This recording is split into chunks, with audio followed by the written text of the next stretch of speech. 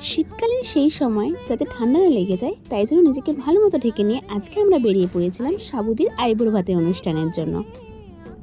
আর এদিকে পৌঁছে দেখি যে এখানে তার আইবুড়ো ভাতের বিভিন্ন অ্যারেঞ্জমেন্ট অলরেডি চালু হয়ে গেছে।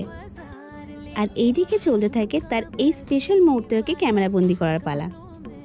ব্যাকগ্রাউন্ডটা দুর্দান্ত সাজিয়েছিল সবাই মিলে।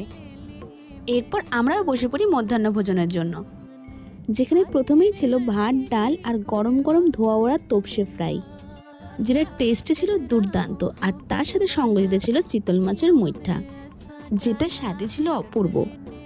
আর ছিল পমফ্রেট মাছ, দেন আসে চাটনি, পাঁপড়, দই আর মিষ্টি। দুপুরে খাবারটা পুরো জমে গেছিল।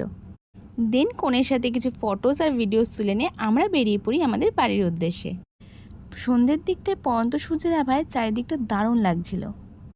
তাহলে চলো এখন এতটাই, তো দেখা হচ্ছে নেক্সট ভিডিওতে। ততক্ষণের জন্য